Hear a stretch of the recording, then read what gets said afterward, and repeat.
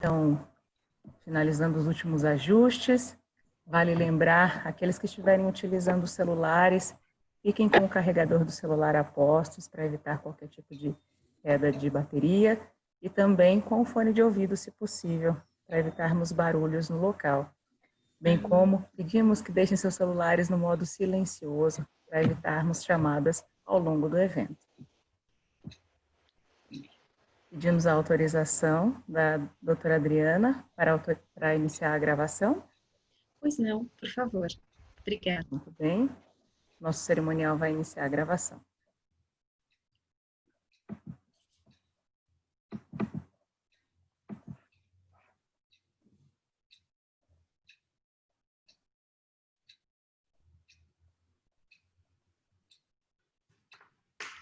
Muito bem, senhoras e senhores, uma ótima noite a todas e a todos. A Ordem dos Advogados do Brasil, Seção São Paulo, e a Comissão Acadêmica de Direito da OAB São Paulo têm a honra de recebê-los para a cerimônia de abertura da Semana Jurídica com o primeiro painel, A Democracia no Brasil.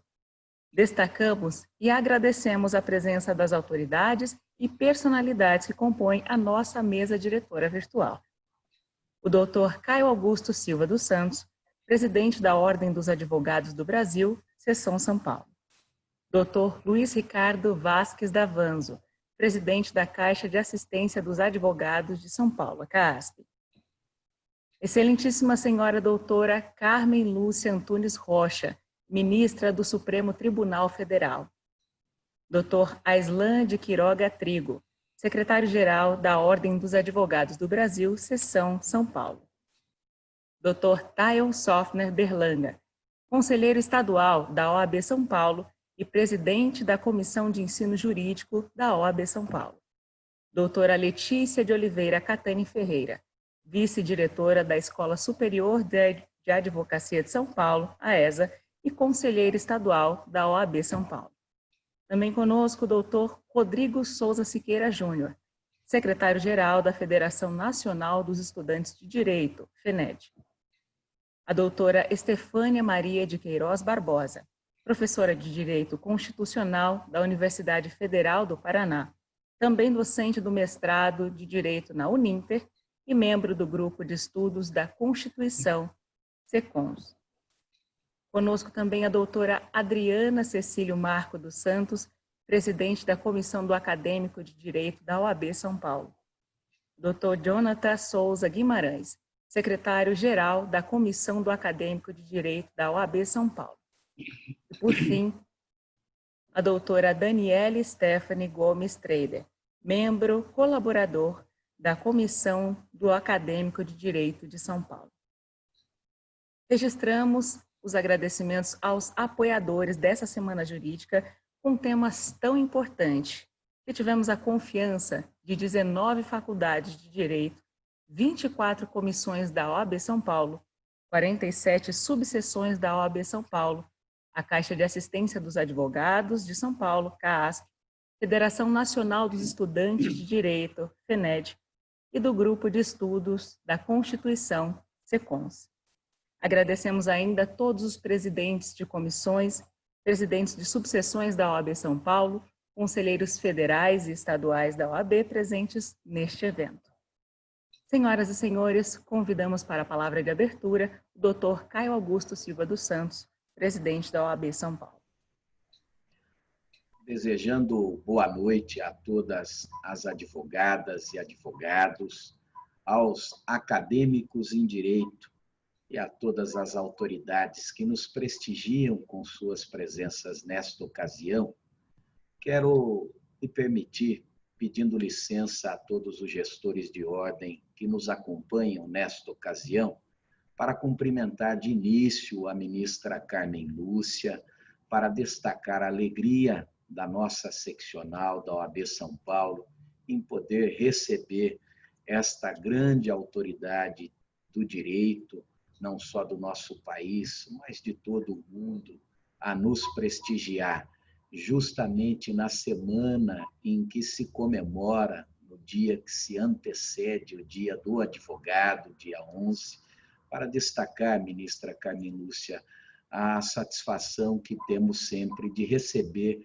autoridades no ambiente da nossa instituição. Nós sempre registramos, ministra, que a autoridade é muito mais um estado de espírito do que uma insígnia que se ostenta no peito. Quem tem autoridade é respeitada por conta do seu comportamento, não em razão da insígnia que está a ostentar. E Vossa Excelência tem autoridade por conta do comportamento exemplar que tem tido com todos os integrantes do sistema da justiça, trabalhando com absoluto respeito a todos aqueles que procuram servir ao cidadão, que é a razão de ser de todos nós. Dita estas palavras, com agradecimento à ministra Carmen Lúcia pela presença conosco, quero também fazer um destaque de agradecimento à professora Adriana Cecílio, a nossa presidente da Comissão do Acadêmico em Direito, parabenizá-la por esta organização, por este evento de fundamental importância para todos nós. Observo que a nossa seccional apresentou à comunidade e à sociedade civil um movimento intitulado Democracia Sempre, onde, através da linguagem moderna da comunicação, pretendemos difundir as mensagens hashtag Democracia Sempre, hashtag Autoritarismo Não. Este movimento não se trata de qualquer intenção político-partidária, muito pelo contrário. Trata-se apenas da retomada da consciência de que, na esteira do que dizia Rui Barbosa, não há salvação fora da lei, e tampouco haverá salvação fora das regras estabelecidas na nossa lei maior, que é a Constituição. Por isso, professora Adriana, parabenizando a amiga pela realização, agradecendo a presença do Dr. Rodrigo Siqueira, o nosso secretário da Federação Nacional dos Estudantes em Direito, agradecendo a presença da professora Estefânia e também dos nossos conselheiros seccionais que aqui estão, Dr. Tayon, que preside a nossa Comissão de Ensino Jurídico, da doutora Letícia Catani, que é a nossa vice-diretora da Escola Superior de Advocacia, e do nosso secretário-geral, doutor Aislande Queiroga Trigo, e do nosso presidente da Caixa de Assistência dos Advogados de São Paulo, doutor Luiz Ricardo Vasques Davanzo, em nome de quem estendo os cumprimentos a todos os gestores, a todas as autoridades, convido a todos para que juntos possamos nos abeberar dos conhecimentos daqueles que nos apresentarão as suas ponderações e compartilharão conosco dos seus ensinamentos. Que tenhamos todos uma grande semana jurídica com a oportunidade que é nos dada de participar. Um abraço a todos, um beijo no coração de todos. Viva a advocacia do nosso país. Muito obrigado. Muito obrigada, doutor Caio, pela abertura. Com a palavra, a doutora Estefânia Maria de Queiroz Barbosa, professora de Direito Constitucional da Universidade Federal do Paraná, neste ato representando o Grupo de Estudos da Constituição, SECONS. Obrigada, boa noite. Eu gostaria primeiro de agradecer o convite da professora Adriana Cecílio para participar desse evento, de poder ouvir novamente a ministra Carmen Lúcia. Acho que a gente vive um importante momento em que nós, professores de Direito Constitucional, precisamos valorizar o nosso Supremo Tribunal Federal. O Supremo Tribunal Federal é importante para a nossa democracia. A ameaça às democracias no mundo, elas têm se dado de diferentes maneiras, com diferentes movimentos, mas um movimento que tem se mostrado constante em outros países é o ataque às instituições e a tentativa de enfraquecimento às instituições. Então, parabenizo também a OAB de São Paulo na pessoa do Dr. Caio Augusto Silva dos Santos, presidente dessa ordem, pela importância do evento, pelo momento que a gente passa no mundo, os desafios que não são só em relação aos populismos, mas o uso dos meios digitais, que eu vi que vocês vão debater em outro dia, o tema das fake news, que é uma questão também importante e que a gente ainda está pensando nos instrumentos adequados de proteção. Então, é necessário que haja uma união, é necessária a responsabilidade da advocacia que consegue compreender o que está acontecendo para que a gente possa colocar também a OAB em defesa do Estado Democrático de Direito. Então, parabenizo, cumprimento aos demais colegas, mas não quero avançar no tempo, porque hoje estamos todos aqui para ouvir a ministra Carmen Lúcia. Uma boa noite.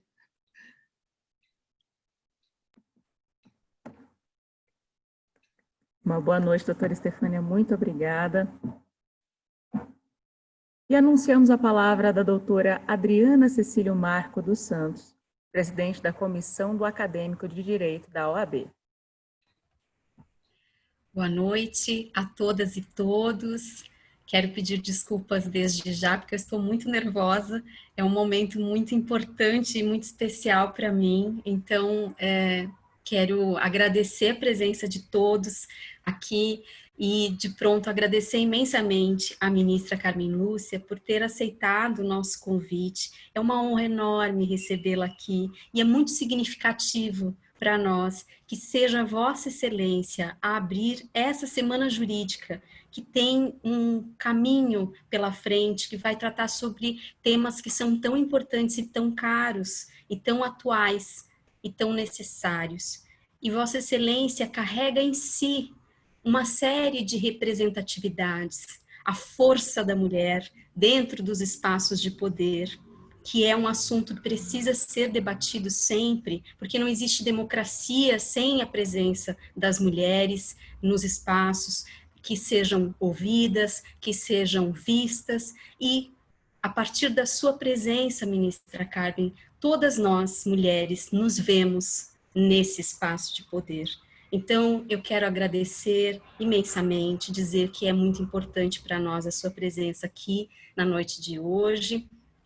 Agradecer também, deixar registrado aqui um agradecimento especial aos assessores do seu gabinete, todos extremamente gentis. Quero deixar registrado aqui um abraço ao Dr. Leonardo, que foi extremamente gentil comigo, sempre muito atencioso.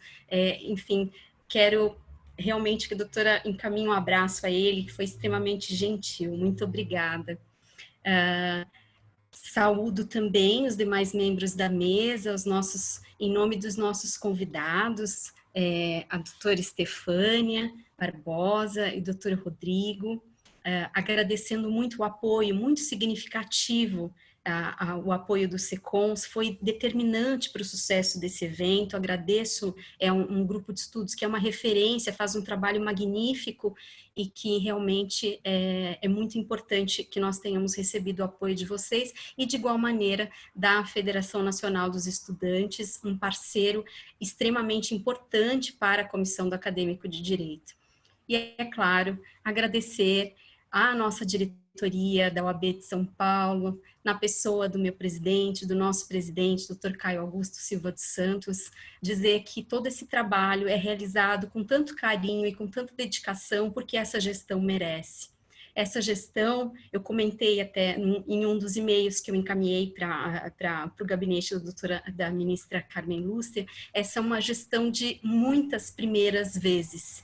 Eu sou a primeira mulher a presidir a Comissão do Acadêmico de Direito, que existe há 22 anos.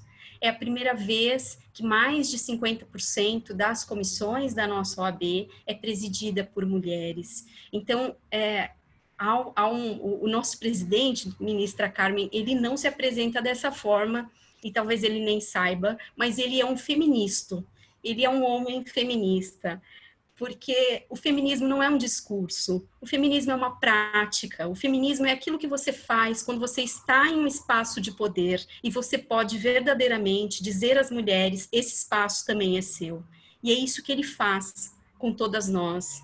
A doutora Letícia está aqui, nossa conselheira seccional, e pode confirmar isso e dizer que nós estamos nessa gestão em um espaço e sendo valorizadas como nós sempre merecíamos estar. Então, eu quero agradecer ao nosso presidente, agradecer também ao doutor Davanzo, ao doutor Aislan, que é um amigo muito querido, que nos apoiou imensamente neste evento. Quero agradecer também ao Dr. Tayon, dizer que esse evento recebeu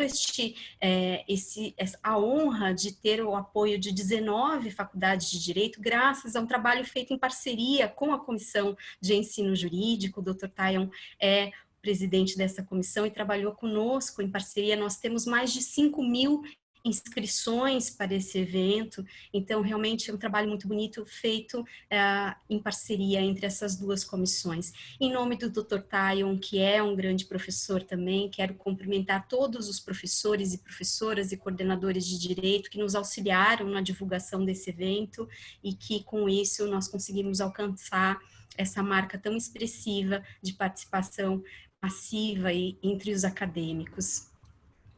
Não vou me alongar também, todos nós queremos ouvir a ministra Carmen. Eu só quero deixar registrado aqui o meu agradecimento também a toda a Comissão do Acadêmico de Direito, nas pessoas do Dr. Jonathan Guimarães, que é o nosso secretário-geral, e da Daniele Treider, que é uma acadêmica que nos auxilia em tudo que nós conseguimos realizar, tem um pouco da mão dela e do Jonathan também.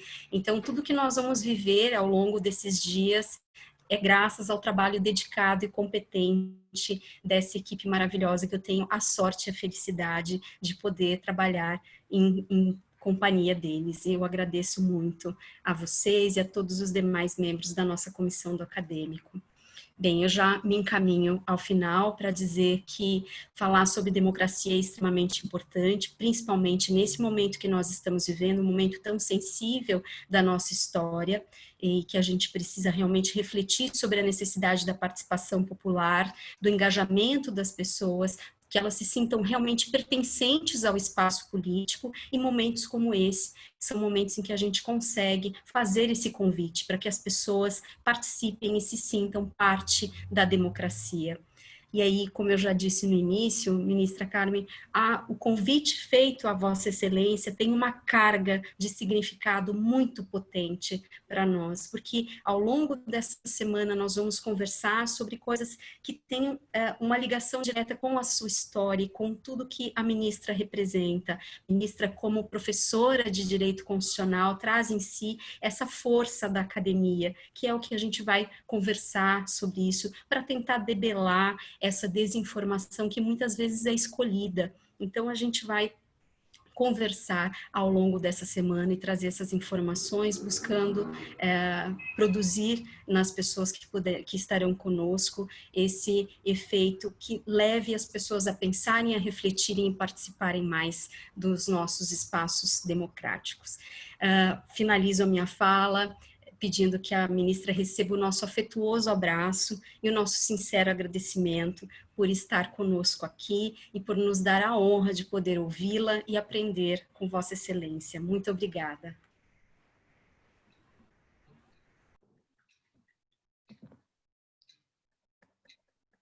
Agradecemos pelo discurso, doutora Adriana. E registramos a presença da doutora Margarete de Cássia Lopes, secretária adjunta da OAB São Paulo. Recebe as nossas boas-vindas. E neste momento, anunciamos a palavra da expositora, a excelentíssima senhora doutora Carmen Lúcia Antunes Rocha, ministra do Supremo Tribunal Federal. Boa noite, senhor presidente da Ordem dos Advogados de São Paulo, doutor Caio, na pessoa de quem quero cumprimentar cada um dos membros da diretoria e desta mesa, que tanto me honra de poder, na qual eu agora estou. Também cumprimentar cada um dos participantes, e faço isso na pessoa da presidente da comissão, doutora Adriana, dizer que e não é retórica, para mim é um prazer enorme poder estar.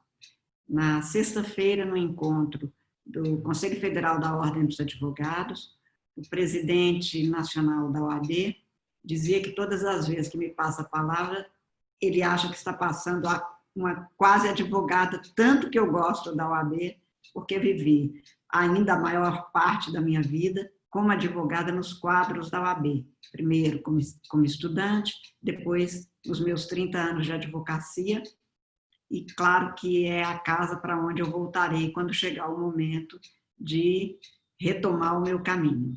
Portanto, quero que saibam que, quando digo do meu gosto enorme de poder aceitar, doutora Adriana, um convite que me honra tanto, isto não é apenas um discurso, absolutamente. É a fala do meu coração, para que os senhores entendam que é minha a honra de poder estar aqui, especialmente num evento que é coordenado pelo Conselho Seccional da Ordem dos Advogados de São Paulo, numa data tão significativa para todos nós do sistema de justiça como é a Semana do Advogado, a Semana da Criação dos Cursos Jurídicos, enfim, a semana na qual nós todos discutimos sobre como vão as faculdades de Direito, o estudo do direito, as perspectivas dos acadêmicos, dos advogados e, portanto, de todos aqueles que integram este sistema no qual nós temos juízes, advogados e membros do Ministério Público. E aí eu lembraria apenas, e amanhã é a data específica da criação dos cursos jurídicos no Brasil, que o Visconde de São Leopoldo, ao assinar a lei que criou os cursos jurídicos em 11 de agosto de 1827, fez constar da necessidade da criação desses cursos, foi criado de São Paulo primeiro e o de Olinda, que depois se transferiu para Recife, para que se formassem homens sábios para se tornarem peritos advogados e grandes magistrados. E eu acho que cada vez mais nós sabemos que os cursos jurídicos oferecem grandes cidadãos que, como dizia outro dia para um aluno na PUC de Minas, o que nós queremos não são adultos bem-sucedidos, nós queremos homens e mulheres capazes de se fazerem felizes e de, com isso, também levarem ao outro a condição para que cada um possa, junto com os outros, tornarem a sua existência digna e, principalmente, fecunda no sentido de propiciar condições para que as coisas sempre melhorem. Como disse a doutora Adriana, nós vivemos um momento de grandes desafios. Eu não sei se algum momento na história do ser humano não foi de desafios, porque a vida é, no fundo, um desafio desde o momento do nascimento, quando a gente enfrenta as vicissitudes, a dor do viver que faz parte. Mas neste momento que nós estamos vivendo, no mundo, no Brasil, que é o espaço que é da nossa responsabilidade mais direta e imediata, é de inegável importância afirmar que estamos em face de dificuldades inéditas. Não é a primeira vez que a humanidade enfrenta dificuldades inéditas, mas no caso brasileiro nós estamos a enfrentar várias crises que põem em xeque muitos dos comportamentos, das estruturas, da forma de convivência que vínhamos adotando entre nós, a forma de contracenar, porque não era nenhuma convivência com a natureza, a destruição que fizemos, a falta de tempo que nós tivemos para não nos dedicarmos aos outros, e agora estamos, acho que todos, ou pelo menos uma boa parte, como eu, morrendo de saudades, vivendo de saudades. E de saudade do outro que às vezes estava tão perto e que por correria da vida eu não dei o abraço que eu queria e agora tenho que viver desse jeito. Poderíamos estar juntos fisicamente, felizmente a dinâmica da vida já nos propiciou condição de estarmos juntos, ainda que por uma videoconferência, por condições criadas pela tecnologia. Mas o ser humano precisa do outro no contato físico, no contato mais humano, no olhar mais direto. Não há substituição de tela para o olho humano. não há substituição de tecnologia para o toque do outro. E tudo está sendo posto em xeque até para que a gente talvez possa refletir. A doutora Estefânia e a doutora Adriana também falaram nas dificuldades desse momento e nas possibilidades que nós somos capazes de criar, lembrando exatamente que talvez esse momento seja, eu não diria nem de despertar consciências, porque nossas consciências deviam estar despertas desde sempre para um viver digno com o outro, mas para uma sensibilidade que nos foi despertada da necessidade do outro e de que estamos juntos ou estaremos separados de uma forma muito pouco afeita à própria condição de humanidade que nos é própria.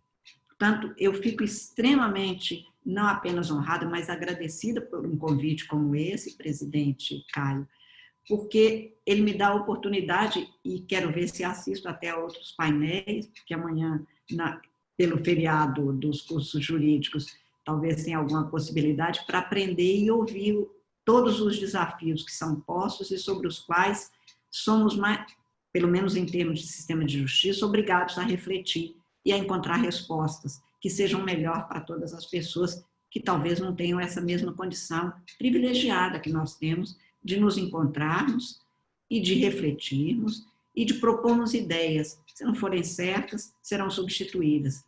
Talvez ajudem aquelas que sejam benéficas.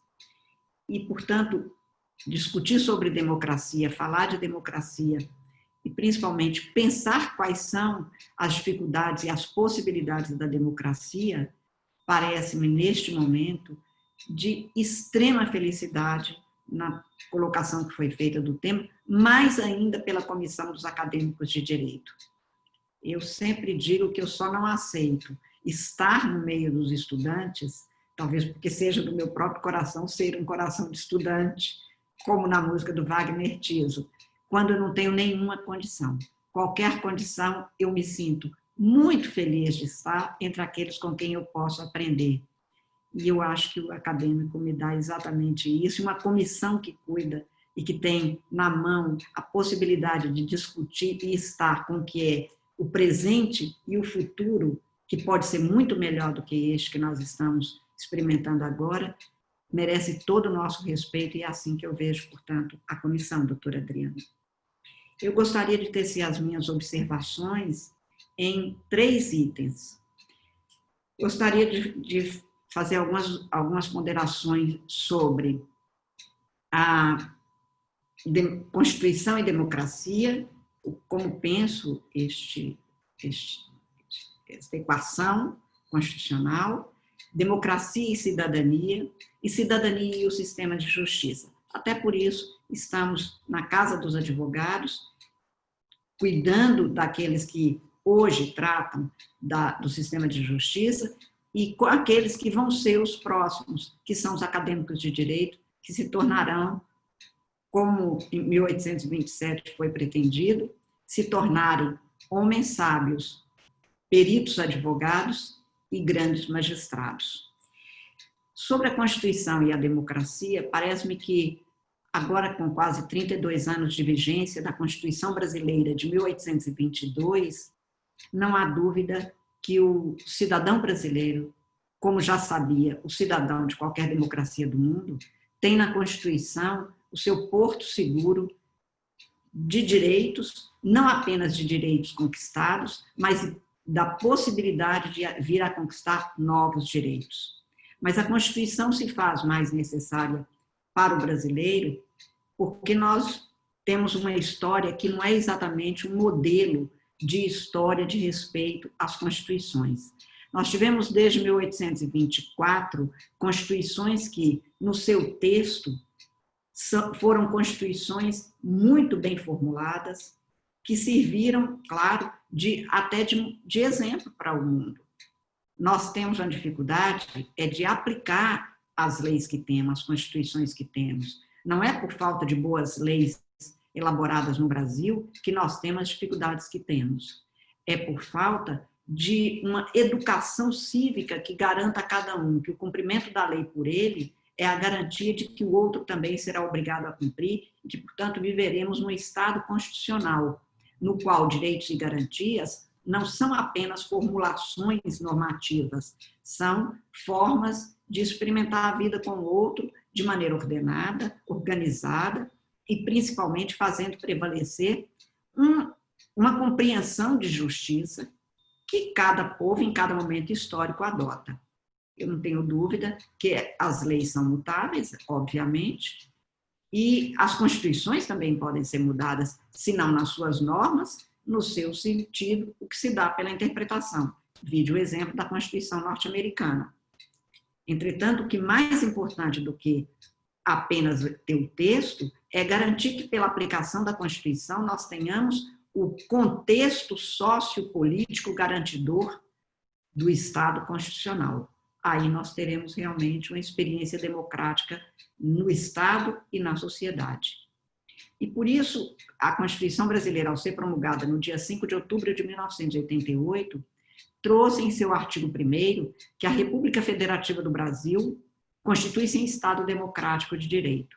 E houve críticas naquele momento de alguns que afirmavam que não seria necessário ter dito Estado democrático de direito, podia ter dito só Estado de direito. Não era verdade. A escolha dessa terminologia se deve a que nós queremos um direito democrático, um direito no qual a ideia de justiça permaneça em aberto para que a sociedade possa dizer o que é justo para ela em cada tema, em cada momento, e, portanto, para que a gente tenha a atualidade do direito na vida das pessoas, que possa ser respeitada sem que normas jurídicas sejam grilhões que impeçam a sociedade de prosseguir na sua história. Nem sejam antecipações históricas que façam com que as pessoas não se sintam à vontade com a norma posta à observância de todas, positivada, como nós dizemos. E eu acho que, portanto, a Constituição brasileira, ao escolher o Estado democrático de direito como uma proclamação feita em seu artigo 1º, deu bem a ideia de que nós precisamos de uma Constituição para ser cumprida, respeitada por todos nós, cidadãos, instituições, governantes e governados. É a garantia que nós temos, portanto, de que temos uma democracia vigente no país, uma democracia constitucional, uma democracia que não é voluntarismo de quem quer que seja, governante ou governado. É uma democracia na qual governantes e governados sabem que a sua atuação se faz em conjunto para garantir a todos e a cada um aquilo que o sistema de direito, o sistema jurídico assegura. E, neste sentido, e como estamos falando de democracia no Brasil, eu dizia, não é que nós não tenhamos tido outros textos constitucionais bons, é que nós tivemos outros textos constitucionais que não foram devidamente aplicados. Nós tivemos constituições que mal entraram em vigor, como a de 1935. Nós tivemos, na sequência, uma carta outorgada pelo então ditador Getúlio Vargas, em 1937, que nunca foi levada a efeito, até porque dependeria de um plebiscito que nunca foi feito, com assembleias estaduais e Congresso Nacional fechado. Nós tivemos cartas no Brasil que tinham nome de emenda, como eu acho que é a emenda número 1 de 69, que era observada como lei fundamental, mas que tinha nome de emenda, porque foi feita e outorgada 2 anos depois da de 67. Então, nós temos uma história constitucional tumultuada e esses 32 anos da Constituição brasileira vieram a garantir à sociedade a certeza de que no Estado constitucional a democracia pode florescer. Rousseau dizia que se houvesse um governo de deuses, esse governo seria democrático. Mas eu não tenho dúvida que a democracia é muito difícil, embora ela seja não a única alternativa, o único caminho, porque se é único, é que não há outra alternativa. Para que a gente viva com os princípios segundo os quais queremos viver, com os valores de humanidade, de dignidade, de igualdade, de respeito ao outro, ou como está no preâmbulo da nossa Constituição, uma sociedade livre, justa e fraterna, é preciso que a gente observe o nosso direito posto à observância de todos, como dito, mas também que nós saibamos que a Constituição é a garantia de que sendo observada, como disse Ulisses Guimarães, na tão celebrada sessão de 5 de outubro de 1988. A democracia viverá enquanto viver essa Constituição. E, portanto, nesta Constituição é que nós temos a estrutura do Estado e as possibilidades da sociedade. Que o Estado foi institucionalizado para garantir uma democracia, não há dúvida, basta a leitura do texto. Para que ela seja implementada, a democracia depende de toda a sociedade observando, a partir, obviamente, da obrigação que cada um de nós, como eu hoje, na condição de servidora pública, temos de observá-la, de respeitá-la e, principalmente, de levá-la a efeito.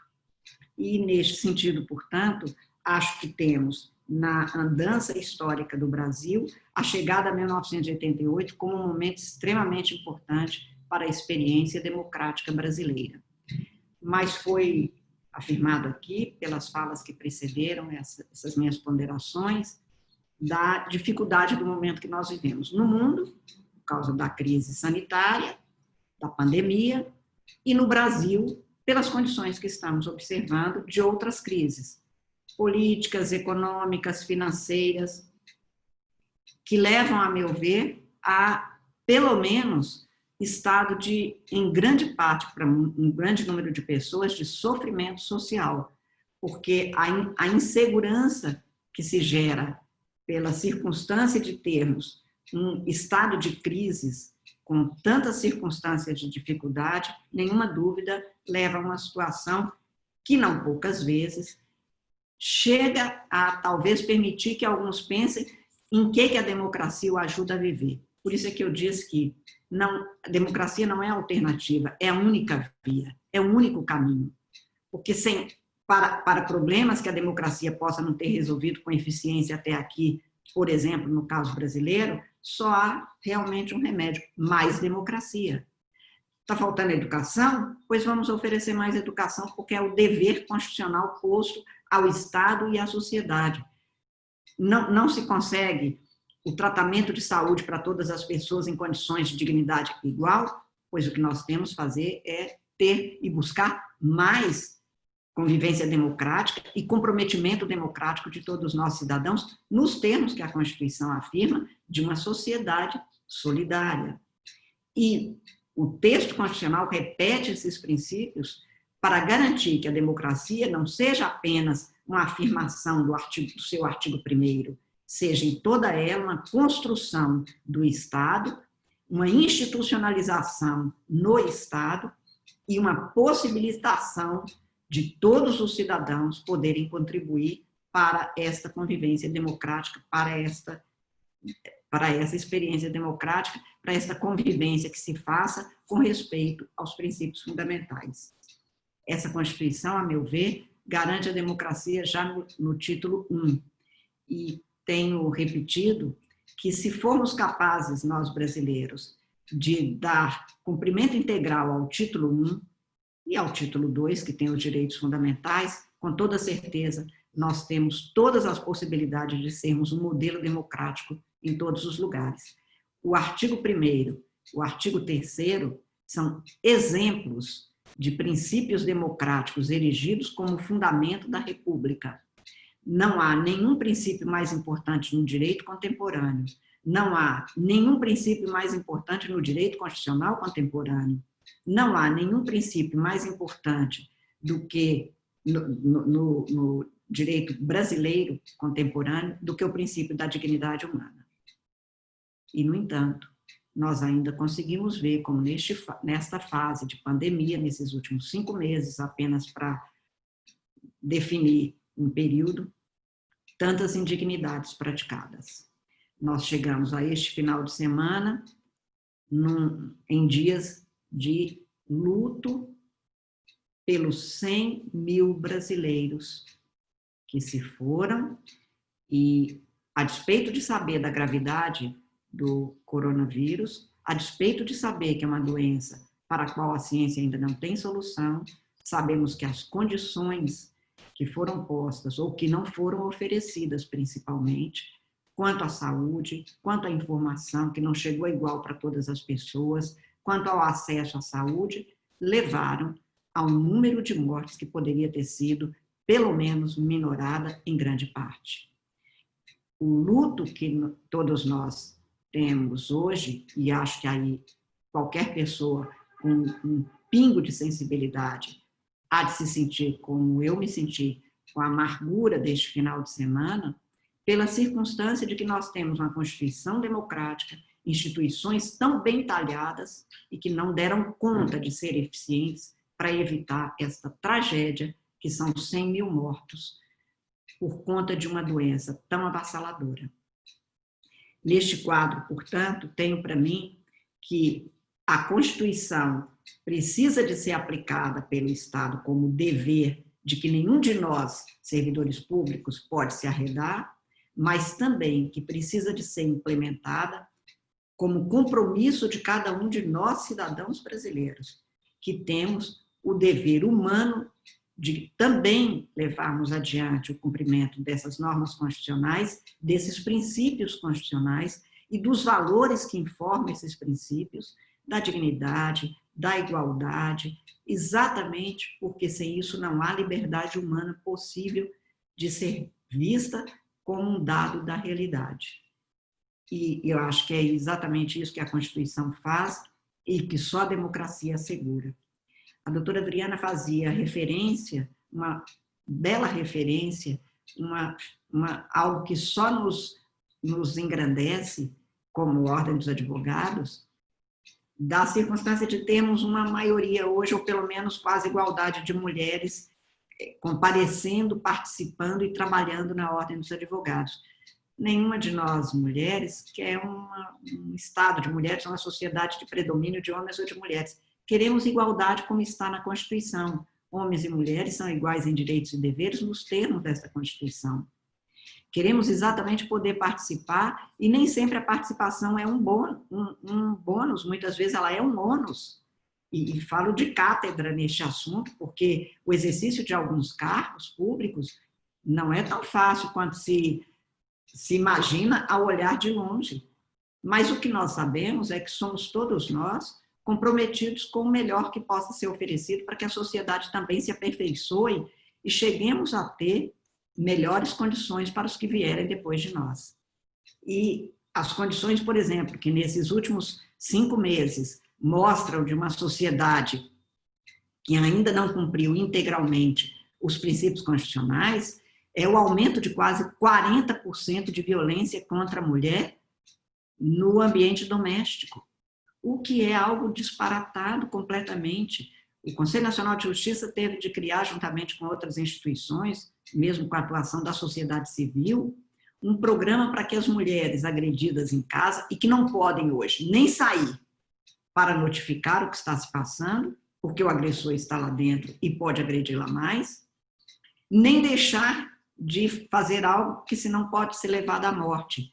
E por isso foi criada a forma de uma mulher poder ir a uma farmácia e, por um sinal vermelho na mão, mostrando apenas a palma da mão, fazer com que alguém naquela farmácia possa notificar o que ela não é capaz de fazer, exatamente por essa situação que ela está experimentando. Portanto, sei que não é só no Brasil, mas, como eu disse, como somos cidadãs brasileiras, o mais imediato e urgente como compromisso nosso é com quem está mais perto e que precisa da nossa ajuda imediata e também direta. E termos advogados e advogadas, presidente da seccional da Ordem dos Advogados de São Paulo e mulheres que atuam nas diferentes comissões, dando este exemplo de que juntos somos capazes de fazer mais, é um exemplo de que nós temos uma Constituição posta e uma dinâmica constitucional experimentada socialmente. E isto é importante para que a gente tenha o amadurecimento democrático. Nós não queremos apenas uma Constituição que seja texto, mas que garanta um contexto, que é o espaço no qual nós vivemos e no qual nós podemos progredir ou deixar de evoluir, independente de continuar a termos essas normas. E por isso eu quero passar ao segundo ponto da minha fala, quer dizer, democracia e cidadania, porque nós não teremos condições de termos uma democracia madura, permanente, e que possa vencer desafios, dificuldades eventuais que possam aparecer, e certamente poderão aparecer no curso da história, independente do vigor e da correção e dos benefícios que o texto constitucional garanta, se nós não tivermos uma sociedade democrática, no qual eventuais diferenças possam ser transformadas em consensos possíveis, não se acabando com a divergência, mas possibilitando que, por aquilo que nós tenhamos em comum, sejamos capazes de caminharmos juntos, que é o que uma sociedade nacional tem que fazer. Nós estamos vendo que, se tomarmos apenas lições, por exemplo, de Norberto Bobbio, que dizia que no jogo de um Estado de Direito, um jogo de normas, um Estado de Direito, nós temos a dinâmica democrática. E no jogo, portanto, da política, o que se quer é convencer e vencer aquele que pensa diferente, mantendo, evidentemente, aquele que é diferente. Por isso, nós tanto falamos no direito constitucional, na garantia de prevalência da maioria, com a manutenção dos direitos da minoria, porque essa minoria de hoje pode ser maioria amanhã, porque o que foi uma ideia que foi voto vencido no Poder Judiciário, o advogado pode levar essa tese e amanhã ser um vencedor, e aquilo ser o mais justo. É assim que a humanidade pode progredir. Não é imaginando que da imposição de ideias únicas ou da falta de discussão, da falta de respeito ao que é diferente, que não é nem melhor nem pior, é apenas diferente, mas que pode me convencer e me mostrar que realmente a ideia dele é melhor que a minha, o caminho dele é melhor que o meu. É neste sentido que nós temos que ter uma cidadania democrática, uma cidadania na qual não haja inimigos, embora haja diferenças. A diferença faz parte. O artigo 1º da Constituição brasileira garante a pluralidade. O plural é único em cada espaço. Não significa que o outro seja pior, nem tenha que ser exterminado. Na democracia, prevalece uma ideia, um projeto, um programa sobre outro, mas não se extermina e nem se quer matar e nem se quer calar quem pense diferente, quem fale diferente. Porque é do coro de vozes diferentes que nós vamos ter, no final, uma afinação de todas as vozes para se chegar ao que seja comum. E, neste sentido, eu lembraria que a democracia brasileira se constrói na Constituição com bases muito bem postas para ser legitimada no processo político. Na garantia, primeiro, da liberdade, ou das liberdades. E aí eu gostaria muito de falar hoje, não apenas da liberdade e da igualdade, que são pilares do constitucionalismo contemporâneo e do constitucionalismo brasileiro, de maneira expressa na Constituição, mas da libertação e da igualação. A liberdade é um conceito muito vasto de muitas áreas de conhecimento, e o direito recorta a manifestação da liberdade em espaços que possam garantir todos. Eu me lembro que quando eu era muito jovenzinha ainda, antes mesmo da faculdade de Direito, me diziam, e eu ainda escuto isso por alguns leigos, claro, que a liberdade de um termina onde começa o do outro. É só porque é uma frase quase que de efeito sobre a qual a gente não raciocina tanto. Porque a liberdade de uma pessoa não termina. E nem começa a do outro na hora que termina aqui. Basta a gente pensar em alguém que queira fazer uma manifestação, e a Constituição garante a liberdade de manifestação e de reunião, por exemplo, na frente do prédio da Prefeitura de São Paulo. E alguém tem o direito a se locomover na cidade no final do seu dia de trabalho, transitar naquele mesmo espaço. Não dá para descer do ônibus ou do carro e dizer ao manifestante, olha, a sua liberdade acabou porque a minha começa aqui. Ele vai dizer, a sua é que terminou, a minha começa aqui. O que nós fazemos no direito constitucional é combinar, é ajustar, é fazer com que haja uma conjugação das manifestações de liberdade para que todas sejam possíveis. E tanto é assim que a Constituição é sábia ao dizer: não precisa de pedir autorização para se reunir, mas precisa de notificar, porque o poder público tem a obrigação de garantir tanto a manifestação da liberdade de locomoção, quanto a manifestação, o exercício da liberdade de reunião, ou de manifestação pública, de eventual projeto, ou enfim, o que se queira em relação àquilo que precisa de ser, não num campo, num sítio isolado, mas na frente da prefeitura, eventualmente, ou perto da prefeitura, ou em local designado, mas para ser ouvido. E por tudo isso é que a gente sabe que sem liberdades, o ser humano não vive. E eu costumo dizer, isso é mais ou menos um instinto do ser humano. Se você prender um animal, ele tenta se soltar. Você pode prender um animal com 2 metros de uma corda, ele vai até o limite e tenta se soltar. Porque é do nosso ser a liberdade como algo que nos dá essência para cumprimento da vocação de cada um, que também é diferente. E por isso eu falo em libertação, porque no Brasil nós temos pessoas que ainda não podem exercer minimamente a sua liberdade. Nós estamos num período pré-eleitoral e ficamos vendo que quem não tiver o mesmo nível de informação de um estudante de direito, apenas para ficar no estudante que mais recebe informações sobre os seus direitos como eleitor, pela própria opção escolar, é claro que algumas pessoas não podem ter a mesma capacidade crítica para ser igualmente livre, e por isso a educação é essencial. Sem ela, nós não temos como garantir a libertação das pessoas de uma situação para outra. Não há como uma pessoa garantir a uma pessoa que não tenha tido um mínimo de acesso, e eu não quero o mínimo, eu quero o melhor acesso à educação, que essa pessoa depois possa ter igualdade de oportunidades, porque não terá. Se nós perdermos, por exemplo, o bonde da história na educação digital, nossos meninos de hoje não disputarão, não competirão em igualdade de condições e não terão acesso aos mesmos dados que o farão um cidadão com igualdade de possibilidades daquele que teve todas as possibilidades de estudar e de ter essa educação digital. Nós, portanto, somos uma sociedade muito devedora em termos de liberdade, em que pese estarmos a falar, e isto já ser, de alguma forma, um passo a mais, principalmente em relação à minha geração, eu que sou uma mulher quase centenária nessa altura, e que não podia nem falar.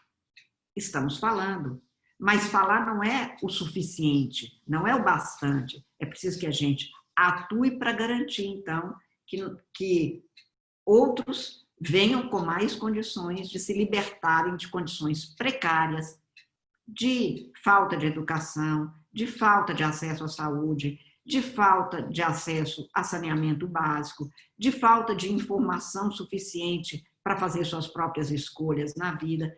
Tudo isso está garantido constitucionalmente, mas se debita só também ao Estado, como se cada um de nós se tornasse não responsável como cidadão por esta libertação que é de cada um de nós e também do outro que esteja ao lado. Eu acho que nesse sentido é que eu falo de uma sociedade tão democrática que queira o bem do outro como uma forma até egoísta de garantir o seu próprio bem.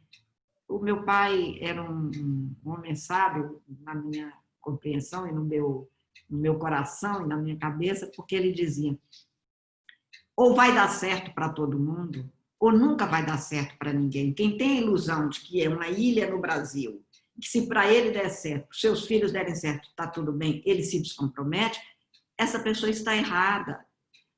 Não é só uma pessoa lutar e achar que o seu pode, a sua família, o seu parente pode. Não, não pode. Nós somos um conjunto. O conjunto tem que dar certo, com todas as diferenças, com toda a pluralidade, com todo o respeito, mas é preciso que haja libertação de condições tão precárias. Nós estamos vendo nesses últimos meses, entre as coisas que ficaram escancaradas nesse período da pandemia, o número pelo menos nas cidades maiores, de pessoas que passaram a ter que viver em situação de rua, porque não podem pagar o aluguel, porque perderam o emprego, porque estão longe. Isso é uma situação, também me parece, de absoluta perversidade de cada um de nós, porque o Estado precisa de saber que isto é uma vida muito precária, muito sujeita, especialmente nesse tempo de pandemia, de vulnerabilidade que está aumentando e que nós precisamos todos de pensarmos e oferecermos a nossa ajuda para vencermos este quadro. E a mesma coisa se dá em relação ao princípio da igualdade que a Constituição põe e sem a qual não há democracia forte o suficiente para nós nos igualarmos. Também aqui eu falo em igualação como a dinâmica do princípio da liberdade. Também neste assunto, nós temos uma sociedade extremamente desigual, uma sociedade pouco comprometida com a igualação. Nós poderíamos falar aqui de desigualdade, de preconceito, de discriminação em relação às mulheres, em relação a negros, em relação a homossexuais, em relação aos pobres, que são tratados de maneira diferenciada, até às vezes no guichê de uma repartição pública.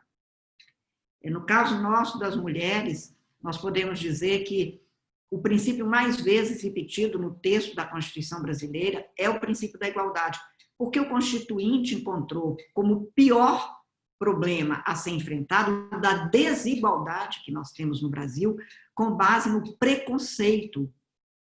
E é exatamente essa situação que precisa de ser superada, porque já não se imagina uma sociedade na qual alguém possa ser discriminado, ser sujeito de preconceito pela só circunstância de ser o que ele é.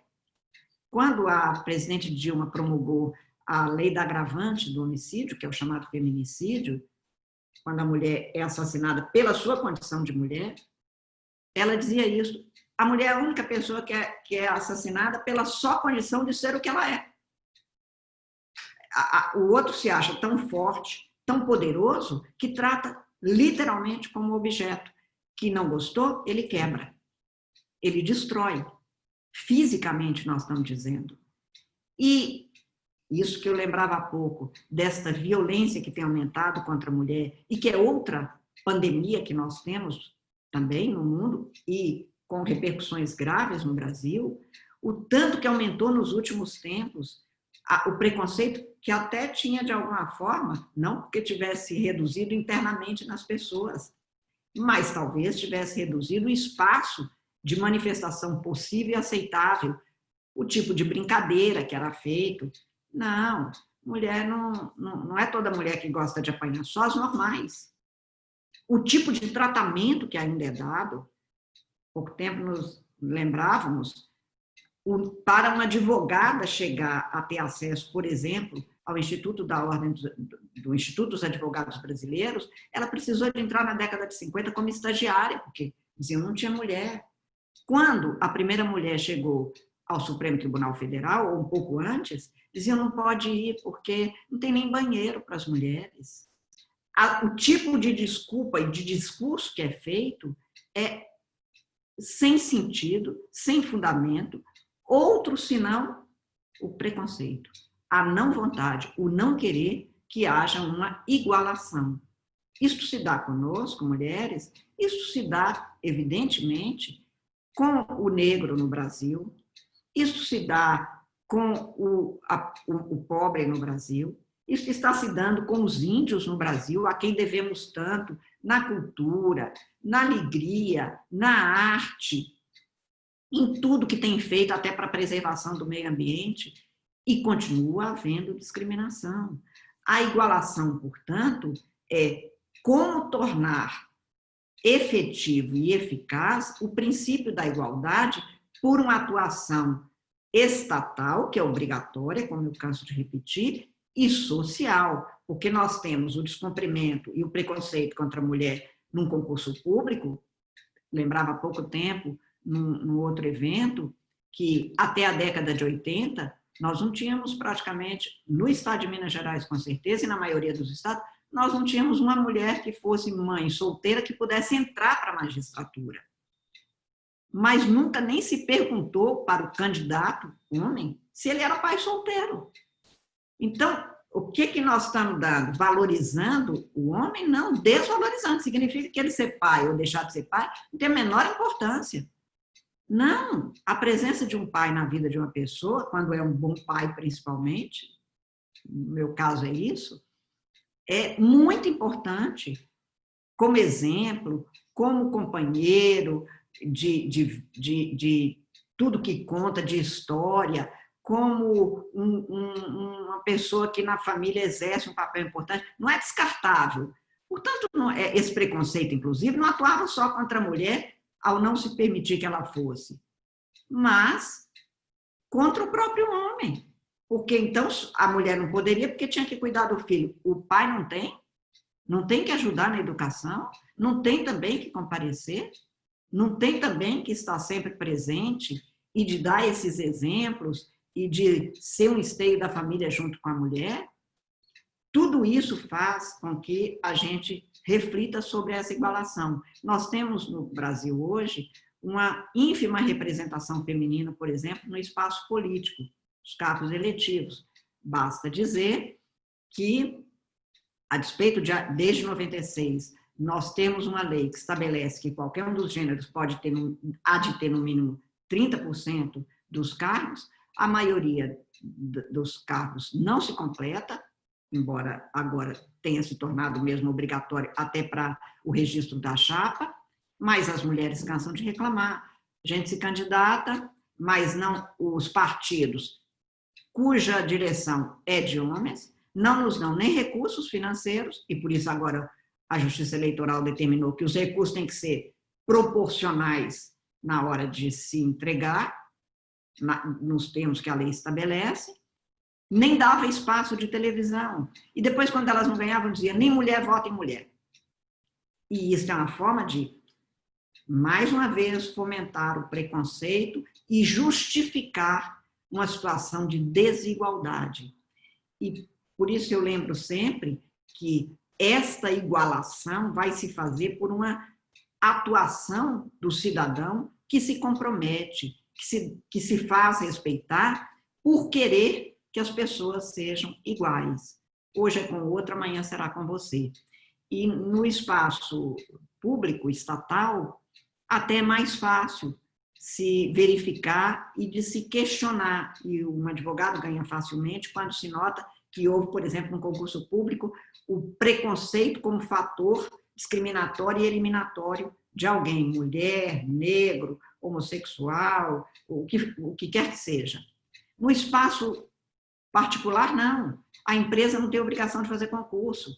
Então, se ela escolhe sempre só homens ou tem uma birra com mulher, ela não precisa justificar isso. E é por isso que, cada vez mais, eu chamo a constitucionalidade efetiva social, porque sem a sociedade atuar e no espaço das relações particulares, nós temos o integral respeito aos princípios democráticos da Constituição brasileira, respeitado no meu prédio, que então eu quero que ao lidar com elevador ou com o que quer que seja, não trate diferente homens e mulheres, brancos e negros, índios e não índios, porque não tem nenhum embasamento nisso. E porque essas coisas continuam muito invisíveis na sociedade brasileira. Ninguém tem coragem de dizer, ou ninguém não, acho que até já há muita gente que tem a coragem. Ou isso não é coragem, isso, na verdade, tem a ousadia de dizer que não quer mulher nos cargos públicos, ou que acha que mulher devia ser advogada só de direito de família, mas não de outra área, e que juíza não é boa para ser mulher, e há quem diga, e não é pouca gente ainda. Mas, de toda sorte, este processo de igualação me parece imprescindível para que a gente tenha um amadurecimento democrático no Brasil, e acho que é ainda uma grande chaga social com a qual nós temos que lidar, todos nós, o tempo todo. Ao lado da liberdade e da igualdade, eu queria rapidamente mencionar a responsabilidade que todos nós do Estado, servidores públicos, temos de ter com o cidadão, com a Constituição brasileira, mas a responsabilidade política cívica, não política partidária, mas a política do civismo, que não é um civismo de resultado, é um civismo de compromissos. Nós precisamos de agir com ética por dever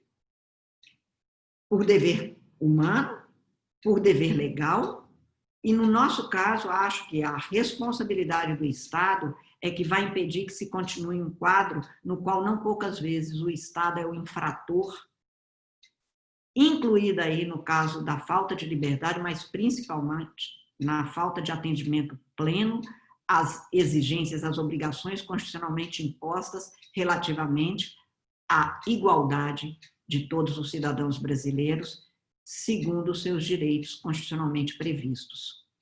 Eu lembrava há pouco tempo que nessas visitas que faço a presídios, eu noto que nas instituições, por exemplo, de menores em estado de conflito com a lei, o quadro de meninos tem uma fila de espera para visitas de mães, irmãs, pessoas da família, muito maior do que com relação às meninas, que praticamente não vai quase ninguém. E, em muitos casos, realmente, isso torna um problema que essa menina dificilmente vai vencer depois na vida. Ora, todo ser humano é maior do que o seu erro e todo ser humano é perfeitamente capaz de dar cobra àquilo que foi a consequência do seu erro e modificar para ser um grande cidadão, a prestar grandes serviços para o seu país e para a humanidade. Por isso mesmo é que eu acho que nós todos temos que saber que a Constituição brasileira pôs como norma princípio, a responsabilidade que nós todos temos com o país, com o outro cidadão, para que cada um de nós possa também cobrar e controlar o exercício do poder, que é outro compromisso de cada um de nós. Por isso eu diria, já agora me encaminhando para o final, como terceiro e último item dessas minhas observações, que o cidadão brasileiro, o cidadão em geral, mas estamos falando aqui da democracia no Brasil, tem o dever ético-político, como membro da polis, da Cidade Brasil, o dever de ser participante do processo político, no sentido de ser um cidadão comprometido com os direitos constitucionalmente estabelecidos, com a efetividade social desses direitos, com o respeito aos direitos e aos deveres constitucionais. E, nesse sentido, eu falo em participante como parte e partícipe. Cada um de nós é parte do Estado brasileiro e há de ser um participante deste processo de aperfeiçoamento democrático para o Brasil, sem o que não adianta ficar esperando que apenas governantes vão trazer algo como um presente democrático dado. A democracia é um processo de construção permanente, de aperfeiçoamento permanente, um processo no qual nós todos do sistema de justiça temos uma enorme responsabilidade. A Ordem dos Advogados do Brasil nunca faltou ao nosso país nos momentos mais graves da nossa história.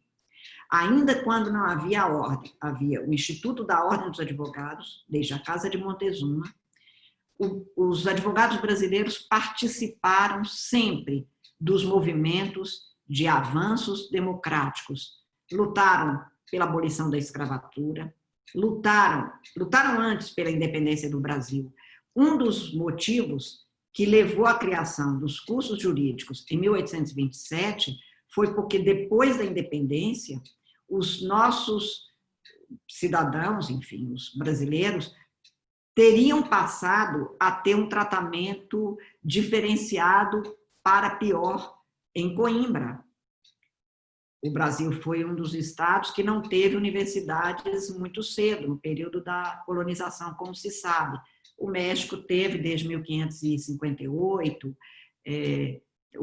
Nas Américas, nós tivemos desde 1538 universidade em São Domingo. O Brasil vem a ter, a partir da independência, a possibilidade de ter faculdades e universidades. E em 1827 é que surgem, então, os cursos de direito. E quando surgem, uma das explicações era essa.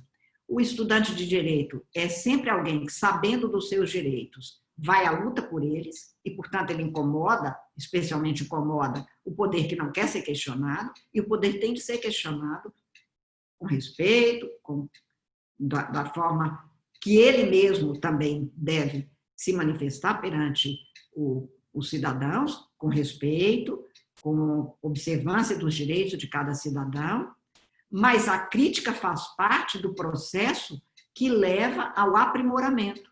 Se ninguém critica, a pessoa sempre vai achar que está na situação de estar certo, e isto vai se fortalecendo no ser humano. Portanto, a crítica do aluno com o professor, do cidadão com o governante, enfim, isso é parte da dinâmica da vida.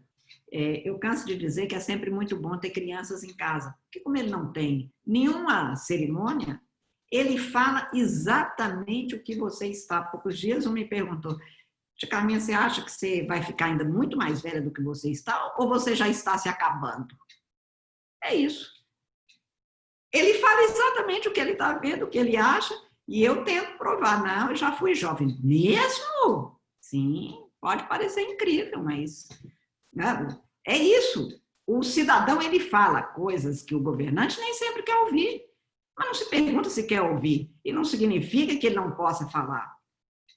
Claro que nós não estamos falando de incivilidade, claro que nós não estamos falando do não direito, que é a violência, claro que nós não estamos falando de crime e não de liberdade, estamos falando de convivência, estamos falando de respeito, estamos falando de crítica que precisa de ser posta para que as pessoas fiquem atentas e aí sim possam ter a evolução institucional e o progresso que a sociedade precisa para ser sempre muito melhor do que em outros tempos já foi e viver de acordo com o seu senso de justiça, com o sentido de justiça que atribua a sua forma de convivência.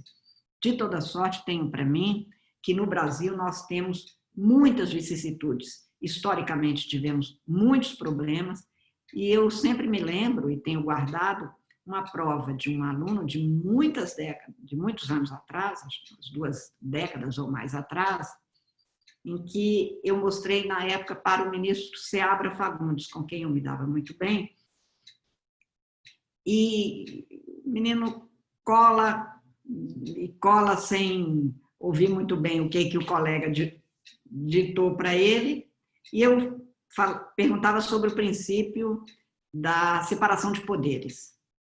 E provavelmente passaram para ele sistema de freios e contrapesos, e ele escutou e escreveu sobre o sistema de freios e contratempos. E ele disse que no Brasil freios não tinha muito, mas contratempos desde Pedro Álvares Cabral, e ele foi capaz de escrever talvez umas 2 páginas sobre os contratempos. E na época, eu me lembro, eu fiquei tão horrorizada, e horrorizada primeiro porque a cola agride o professor. Se a prova é individual, é individual. E segundo, por isso que, como assim? Quer dizer, escuta mal e consegue escrever, porque o estudante de direito tem uma capacidade incrível de escrever sobre qualquer coisa, em qualquer situação, longamente, com todo fundamento, sem problema. É o ser humano mais criativo do planeta, provavelmente. E, então, eu me lembro de ter mostrado ao ministro Seabra numa conferência que ele veio fazer em BH. E ele disse, olha, sabe que esse rapaz não está de todo errado. Eu acho que a senhora professora foi até injusta. Agora, mais velha, eu acho que realmente eu deveria ter me assentado e conversado com ele. Porque o sistema de freios e contrapeso garante não acontecer o sistema de freios e contratempos. E é preciso que a gente não tenha tantos contratempos, pelo menos institucionais, porque o ser humano tem o direito ao sossego. Não está escrito com todas as letras na Constituição, mas está escrito a paz, que é o equilíbrio no movimento social, que é o equilíbrio buscado no movimento histórico com a garantia de direitos. Nós já temos as inseguranças que são da vida, a gente tem medo da morte, medo do dia de amanhã, alguns medos não se precisa ter, porque o ser humano se fragiliza quando se vê abraços com os medos. E alguns medos foram superados exatamente por um sistema de justiça que garantia qual é o seu direito, qual é o seu papel, e por isso mesmo fazia com que, pelo menos, alguma segurança, esta que o direito pode oferecer, esta que a vida não cobra de ninguém, pelo menos essa nós temos que garantir. O Brasil tem advogados, tem juízes e tem um Ministério Público estruturado com uma forma muito centrada nos princípios democráticos e que honra, eu acho, qualquer modelo de democracia estatal e social que se adote.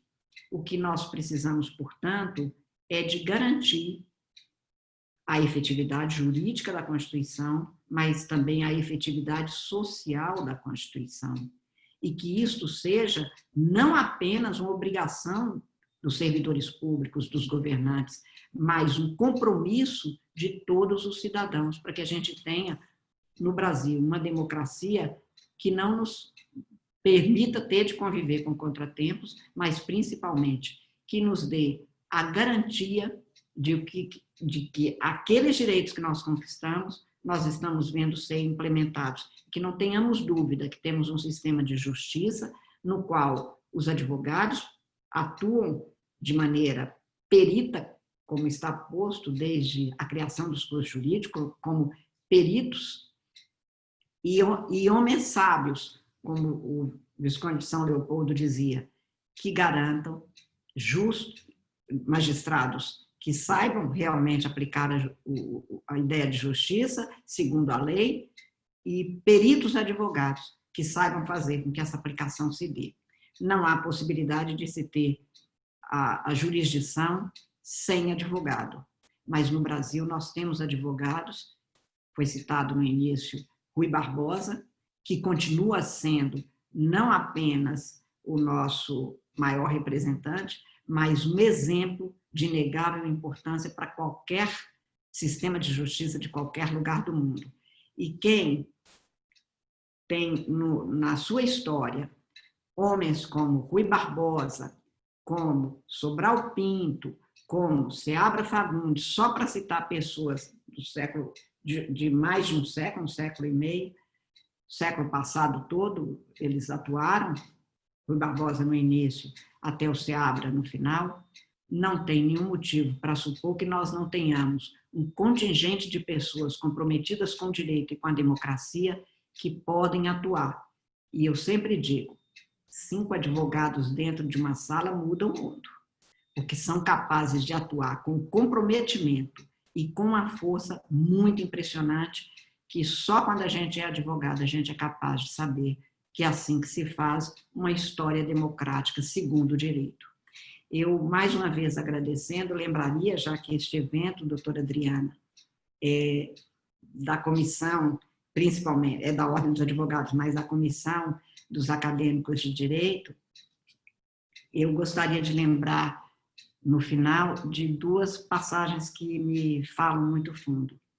Uma, do Betinho, que foi o criador da Ação da Cidadania contra a Fome, que foi uma pessoa que teve muitos problemas e dificuldades e nunca perdeu sequer o bom humor. Desde cedo, primeiro quando ficou doente muito novo, numa cidade do norte de Minas, Bocaiúva, e depois superou, e depois foi exilado, e depois voltou, e hemofílico que era, contraiu HIV numa época que não tinha alternativa, e com menos de 40 quilos foi capaz de continuar comprometendo-se com o Brasil e criou a Ação da Cidadania contra a Fome. E ele dizia numa fala que, quando ele começou a vida, ele, com os problemas de saúde que ele tinha, que ele todo dia começava a manhã rezando, Pai Nosso que estais no céu. Ele acreditava na divindade. Depois que ele andou pelo Brasil, ele começava suas manhãs rezando o Pão Nosso de cada dia. Ele começou a acreditar na humanidade, que era mais necessária para que a gente consiga repartir o pão no sentido mais sublime do que é esse gesto de solidariedade fática, de solidariedade comprometida com cada um.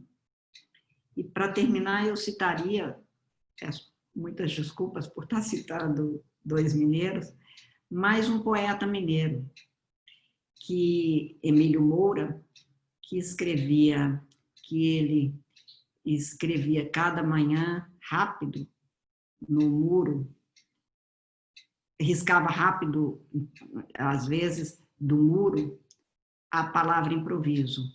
E ali ele punha futuro. Eu acho que o futuro é uma construção, porque a vida é isso, como ele dizia.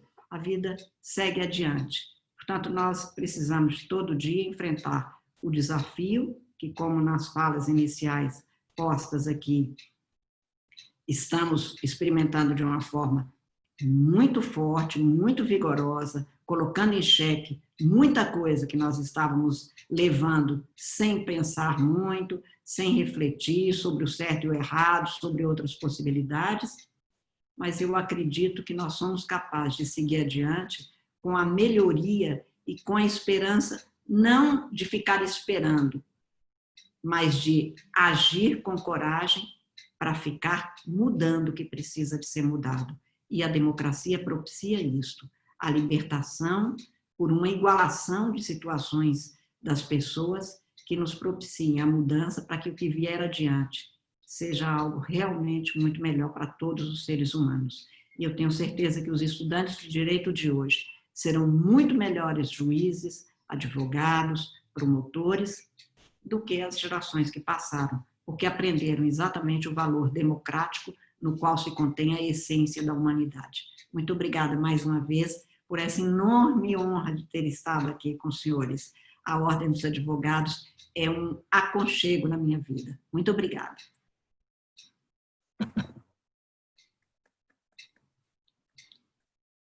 Agradecemos à excelentíssima ministra Carmen Lúcia pelas exposições. E agora a doutora Adriana Cecílio Marco dos Santos retoma a palavra para algumas considerações importantes. Ministra, quero agradecer imensamente por essa fala, quantos aprendizados, foi inebriante ouvir a sua exposição com tantos ensinamentos, com tanta riqueza. Eu agradeço imensamente. Eu sempre falo no final dos nossos eventos da Comissão do Acadêmico que a nossa comissão ela é especial, porque nós sempre conseguimos plantar uma sementinha naquelas pessoas que estão ouvindo, estão aproveitando aquele evento, elas sempre saem maiores e saem melhores. E a doutora falou, adiante, o futuro será melhor. E será melhor também por conta dessa palestra que eles assistiram e por ter ouvido os seus ensinamentos. Muito obrigada, ministra, muito obrigada mesmo. Foi extremamente especial para nós. Eu quero fazer uma justificativa que o doutor Caio precisou se ausentar, pediu para pedir desculpas a Vossa Excelência, porque a agenda dele realmente foi extremamente disputada, mas ele fez questão de estar aqui, porque ele queria muito acolhê-la da melhor forma e para que a doutora se sentisse extremamente bem-vinda na nossa OAB de São Paulo. Então, só queria fazer esse registro que ele pediu para justificar que ele não pôde ficar até o final. Quero agradecer também a presença da doutora Margarete Cássia Lopes, que é a nossa diretora também da nossa OAB de São Paulo. Já vou passar a palavra para a doutora Margarete, mas quero também agradecer e dizer que a nossa Semana Jurídica só está sendo transmitida graças à doutora Margarete, que fez um trabalho institucional, encampando essa Semana Jurídica e tornando uma semana institucional da nossa OAB de São Paulo. Então, muito obrigada, doutora Margarete. Veja que oportunidade magnífica foi ofertada a esses mais de 1000 acadêmicos ao longo da sua fala. Excelência, nós tivemos mais de 1000 pessoas simultaneamente assistindo e podendo se abeberar dos seus conhecimentos. Então, veja a importância desse evento e o significado deste evento. Então, eu agradeço imensamente mais uma vez, passo a palavra de volta à nossa mestre de cerimônias. Obrigada. Agradecemos pelas considerações, doutora Adriana. Neste momento, anunciamos a palavra do doutor Tayon Sofner Berlanga, conselheiro estadual da OAB São Paulo e presidente da Comissão de Ensino Jurídico da OAB São Paulo. Boa noite a todos. Eu quero iniciar cumprimentando a doutora Margarete, que neste ato representa o nosso presidente estadual, doutor Caio Augusto Silva dos Santos. Agradecer a doutora Adriana pelo convite e a honra de poder participar dessa seleta mesa e, através da doutora Adriana, cumprimentar todos os demais componentes dessa mesa virtual e dizer à doutora Carmen Lúcia que é uma grata satisfação tê-la junto ao OAB São Paulo. Ouvir a ministra sempre é um prazer, não é a primeira vez que eu a ouço palestrando, e a gente cada vez aprende mais. Eu vejo sempre na doutora Carmen Lúcia uma grande representante do direito no Brasil, não só do direito constitucional, mas uma representante que dignifica efetivamente para nós, principalmente da advocacia, esse lado necessário que é a composição dos poderes e a inserção do advogado nessa atividade dos poderes. Acompanhei de perto a presidência de Vossa Excelência no Supremo Tribunal Federal e, de público, posso dizer aqui que fiquei ainda mais fã da doutora Carmen Lúcia pelas posturas, pelas atitudes tomadas enquanto presidente do Supremo Tribunal Federal. Sempre mostrou uma altivez e uma capacidade incrível em momentos críticos que nós passamos enquanto esteve presidente. E ouvi-la hoje e ouvir essa forma de exposição me deixa muito feliz. Várias das faculdades que estão aqui hoje eu já passei ministrando aula, tem vários ex-alunos mandando mensagem aqui no WhatsApp e agradecendo pelo convite e poder ouvi-la. Então, nós ficamos muito felizes. Muito obrigado pela sua participação.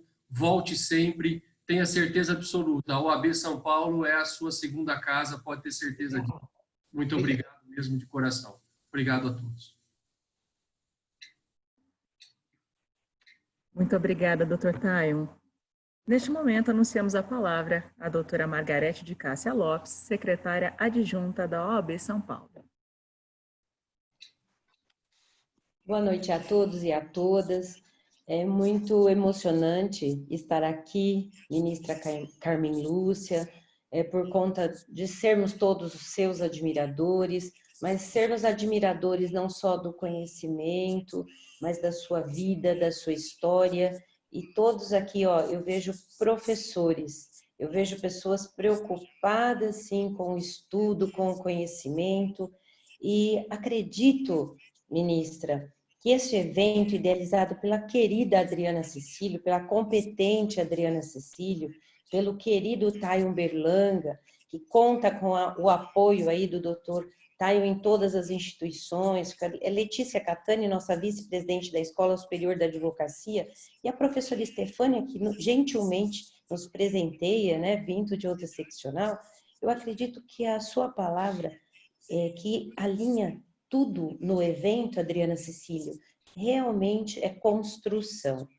Construção pela educação, construção por nós cidadãos, realizarmos a nossa parte, nós, advogados e advocacia, sermos os agentes transformadores da concretização dos direitos dos cidadãos e cidadãs brasileiras. Então, eu vejo a Adriana Cecília, também leciono, querida ministra, numa pequenina faculdade, aliás, um pequeno município, quase no Mato Grosso do Sul. Eu sou de Dracena, né, moro próxima aqui a Presidente Prudente, perto do Dr. Tayon, que é de Marília, e nós temos a grata satisfação de termos isto nesta gestão, de sermos todos advogados e advogadas, construtores. A exemplo do nosso presidente, efetivamente temos o respeito da gestão com relação às políticas institucionais das mulheres, mas a querida Adriana Cecílio faz algo mais, ministra. E aqui eu preciso dizer deste valor. Adriana, você constrói o que nós sempre deveríamos fazer na faculdade, nos cursos de direito, trazer uma grade para os cursos com metodologia para que as pessoas inicialmente advoguem. Doutora Carmen, por que a senhora se sente acolhida? Porque sempre advogou. Porque nós não podemos falar do que não conhecemos. Para falar, nós precisamos, para amar, nós precisamos primeiro conhecer. Essa é a grande premissa. E se nós trabalharmos nessa formatação, vamos dizer assim, dos cursos de direito, formando advogados e advogadas que estão nos ouvindo, nós vamos ter aqueles homens sábios, né? Pessoas sábias, homens e mulheres sábias, seres humanos comprometidos, como a sua fala diz, com o coletivo. Enquanto as pessoas não tiverem consciência de que elas devem servir e não ser servido em qualquer dos lugares que elas ocupem, isso não será possível. Nós precisamos deixar as hipocrisias de lado, deixar aquele encastelamento da academia, que é muito importante, os estudos são muito importantes, esse momento ainda reafirma o valor maior da ciência, mas nós precisamos concretizar o conhecimento. O conhecimento só terá valor e valor efetivo quando ele estiver a serviço da comunidade. E aqui nas nossas pequenas cidades, nós verificamos isso, que muito se diz ou se trata do direito, mas pouco se concretiza. Então, penso que este evento, Adriana, ele traz essa marca, a marca de termos aqui a formação lá na academia, dentro dos acadêmicos de direito, para que convidemos todos esses acadêmicos, venham construir a OAB que queremos, venham construir o Estado que desejam, façam a sua parte, transformem suas realidades. Eu penso que as palavras encantam, mas os exemplos arrastam. Foi assim que eu aprendi. O meu valor é estudo e trabalho. Venho de uma família muito simples e humilde, mas que pais muito sábios, que toda a vida nos proporcionaram que estudássemos. Então, estudem, meus amigos, participem mesmo de eventos, tenham o conhecimento como a premissa de tudo. E democracia, ela precisa ser vivida. Mas como viver algo que eu não conheço, ministra? Preciso aprender e conhecer. E para isso, só com a educação, só com o trabalho maravilhoso dos profissionais que aqui se encontram hoje. Muito obrigada, Adriana Cecílio. Parabéns. Esta é só um dia da brilhante semana que teremos, que você organizou cuidadosamente com a comissão dos acadêmicos, com o apoio do Dr. Tayon, com a comissão da faculdade, dizendo só juntos poderemos ir mais longe. Muito obrigada, Deus abençoe a todos, que tenhamos um excelente início de nova era. Como diz a ministra, a fé nos move, o trabalho nos sustenta e é para lá que vamos. O futuro é agora. Vamos trabalhar, meus amigos. Uma boa noite, sucesso a todos aí nessa semana magnífica. Obrigada. Muito obrigada, doutora Margarete, pelas considerações. Convidamos agora a palavra a doutora Letícia de Oliveira Catani Ferreira, vice-diretora da ESA-SP e conselheira estadual da OAB São Paulo. Muito boa noite a todos e todas. Eu estou extremamente emocionada, é a primeira vez que tenho a oportunidade, ministra Carmen Lúcia, de ouvi-la de tão perto, né? Mesmo virtualmente, mas de tão perto. E eu devo essa noite, né, muito especial ao convite honroso que me foi feito pela doutora Adriana Cecílio. Muito obrigada por me proporcionar isso, né? E com certeza vou levar isso para o resto da minha vida e a tenho como exemplo, ministra, Obrigada. de postura de mulher, de profissional, de exemplo de representatividade, né? Que todas nós mulheres queremos e buscamos. E agradecer, né? Essa noite é uma noite de agradecimento, a oportunidade que temos de ouvi-la e de aprender com os seus ensinamentos, sua experiência de vida, sua experiência acadêmica, sua experiência profissional. Muito obrigada e uma boa noite a todos. Obrigada.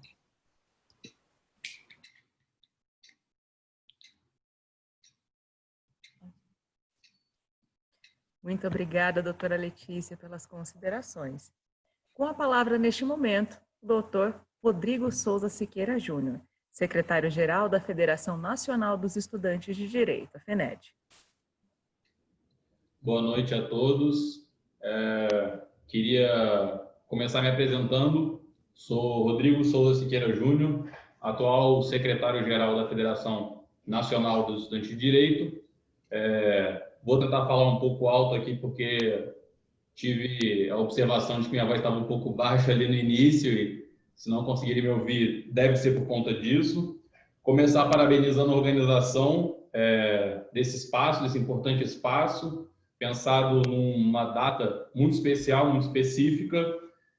Agradecer e cumprimentar a Adriana, o Caio, Stefânia, ministra Carmen Lúcia, Tairon, a Margarete, e tentar cumprir o meu papel aqui como estudante de direito, um pouco fazendo o meu papel de um futuro jurista, tá guiado pelas falas da nossa ministra, que fez uma fala muito edificante, e tentar, ao longo aqui desse privilégio que eu estou tendo aqui de representar os estudantes de direito, passar por algumas palavras que ela citou que me marcaram muito, e gostaria de citar aqui, que vão permear toda a minha fala, que eu busquei adaptar e guiar aí pela mensagem muito edificante que ela proporcionou hoje para a gente, que foram as palavras desafio, responsabilidade e o contexto sociopolítico garantidor da Constituição.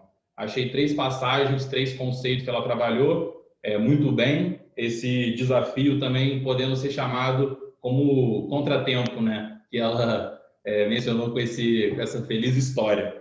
E, antes de mais nada, acho que, em nome dos estudantes de direito, gostaria de prestar luto a essa marca trágica de 100 mil mortes que poderiam ter sido evitadas. Acho que é impossível falarmos de democracia sem prestarmos nossa homenagem a tantas famílias e nossa solidariedade, sobretudo, e dizer que os falecimentos, as mortes e a pobreza que vem junto com essa pandemia são, como bem apontou a ministra, responsabilidade do Estado. E o Estado não pode se eximir dessas responsabilidades sob o risco de representar algo outro que não ao povo. E para falar sobre democracia no Brasil e os desafios, como bem mencionou a ministra, que acho que essa palavra dá a tônica sobre um debate sobre democracia no Brasil,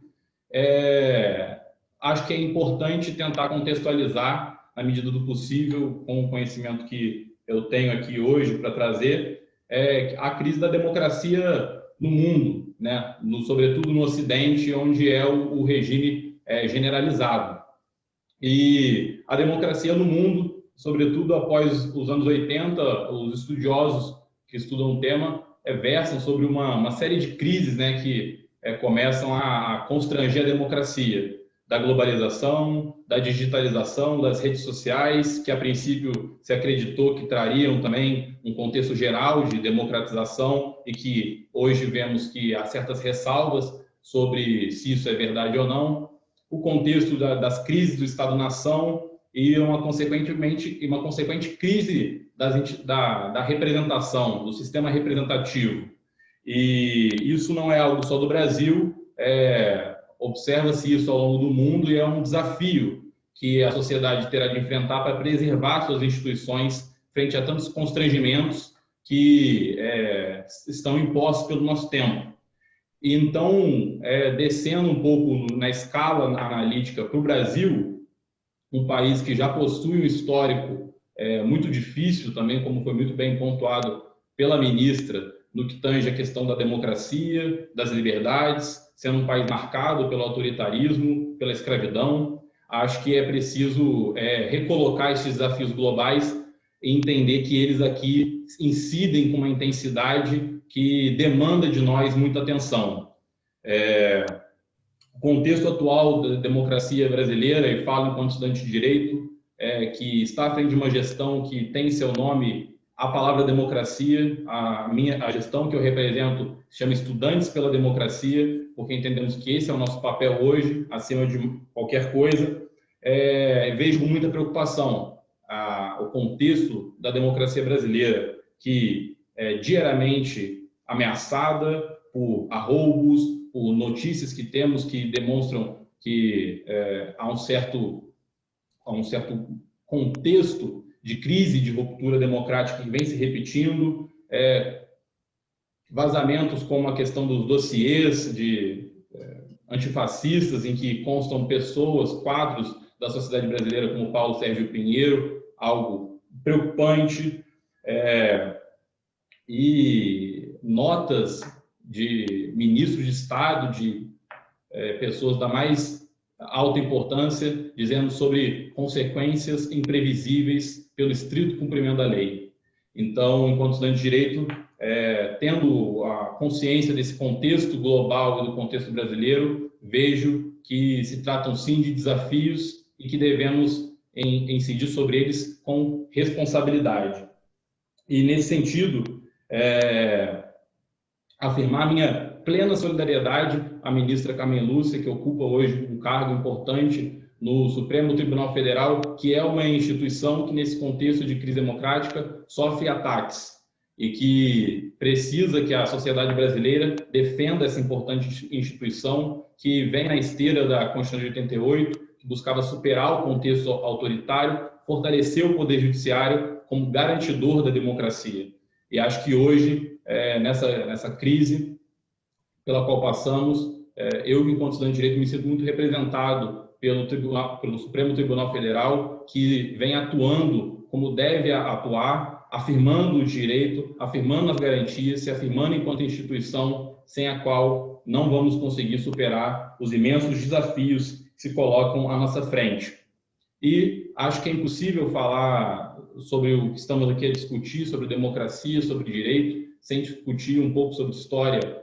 E a experiência histórica do século XX mostrou que não podemos cometer o mesmo erro que fora cometido no século XX, da política do appeasement, acho que promovida por figuras como Daladier, como Chamberlain, na ascensão do nazifascismo, e entender o aprendizado histórico que está ali colocado. Há um limite do qual não se pode dialogar, há um limite no qual nós temos que nos unir em torno das instituições de parâmetros humanistas e democráticos mínimos, e não podemos transigir quanto a esse limite. A Constituição brasileira é expressamente democrática, não há dúvida de que ela repudia o autoritarismo, e nesse momento, então, acredito que devemos nos apegar a ela. É preciso conceber toda essa crise que enfrentamos em relação à democracia no nível global, no nível nacional, para então, cientes da inteireza da dificuldade, nos unirmos a par das nossas diferenças e defendermos as instituições, defendermos o processo civilizatório. E, encerrando a minha fala, nesse sentido, gostaria de saudar a figura do Caio, que infelizmente não está presente, mas que representa a Ordem dos Advogados de São Paulo, a OAB, que é fundada no Decreto 19.408, de 1930, e no mesmo decreto são abolidas as investigações sigilosas, os processos sigilosos. Eu acho que isso dá a tônica da tarefa da OAB, de qual o seu papel histórico de defesa da transparência e do Estado de Direito. E saudar também a ministra Carmen Lúcia, representante aqui do STF, do Judiciário, e dizer que, apesar de homem e não conhecer plenamente a dor das mulheres, acredito que as mulheres estão para a democracia, assim como a advocacia está para a justiça. Não é possível se discutir uma coisa sem a outra.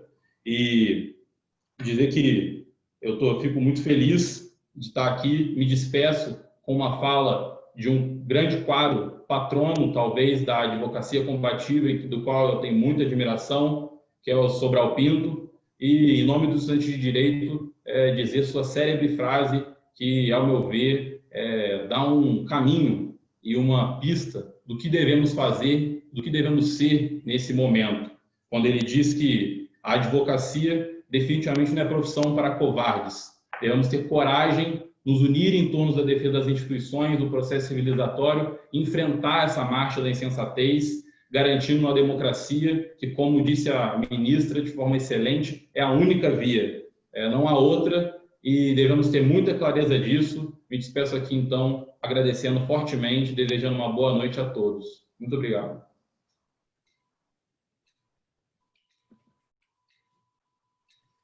Muito obrigada, doutor Rodrigo.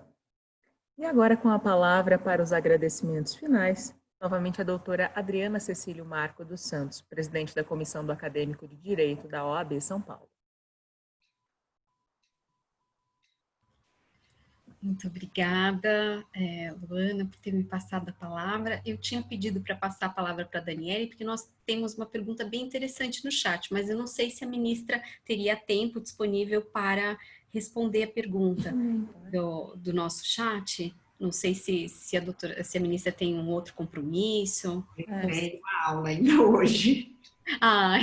Então vamos encerrar e depois, em uma nova oportunidade, aí nós repassaríamos a pergunta. Bem, eu quero agradecer imensamente a todos e a todas que estiveram conosco aqui ao longo deste evento, esse painel maravilhoso com pessoas que nós todos admiramos muito e que foram essenciais para o sucesso desse primeiro dia, dessa nossa semana jurídica, que começa com uma riqueza tamanha a partir da fala da ministra Carmen Lúcia, que nos brindou com tanto conhecimento de forma tão generosa. Eu quero agradecer imensamente em seu nome, agradeço a todos que estão aqui nesta mesa, agradecer muito a presença da doutora Estefânia, doutor Tayon, doutora Letícia, o Rodrigo, o Jonathan, a doutora Margarete, a Daniele, agradecer e dizer que nós teremos mais 4 painéis na nossa semana.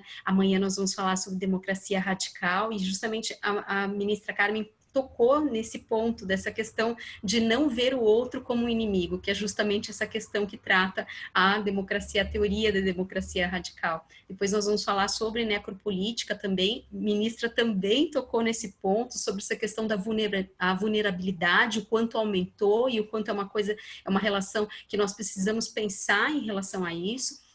Nós vamos tratar também sobre a questão da crise sanitária em si, também a ministra comentou essa questão fatídica, o Rodrigo também tocou nesse ponto, e é a isso que eu me referia na minha fala no início. É inegável que nós precisamos falar sobre democracia, precisamos falar sobre essas 100 mil pessoas do nosso tecido social que hoje não estão mais conosco, toda a nossa sociedade está de fato enlutada. E nós vamos encerrar a semana falando sobre fake news. Então vamos receber a deputada Lídice da Mata, que é a relatora no Congresso Nacional, então, e 2 grandes professores, doutor Jorge Abud e doutor Diogo Reis. Então será uma semana muito rica de conhecimentos, de debates. Então deixo o convite para que todos nos acompanhem ao longo da semana. E me despeço, então, agradecendo mais uma vez, ministra, pelo seu tempo, pela sua disponibilidade. Receba o nosso carinhoso e afetuoso abraço, mesmo à distância, uma alegria muito grande recebê-la aqui em nossa casa. Muito obrigada mesmo. E um abraço a todos. E até os nossos próximos encontros. Muito obrigada. Muito obrigada, doutora Adriana, pelas considerações finais. E agradecemos mais uma vez a presença de todas as autoridades que estiveram conosco, bem como os participantes deste primeiro dia de atividades. E chegamos ao término desta cerimônia de abertura, desejando a todos uma excelente noite, um ótimo descanso, e retomamos este evento amanhã, às 10 horas, nessa mesma plataforma. Muito obrigada. Muito obrigada. Obrigada, ministra. Um prazer. Obrigada.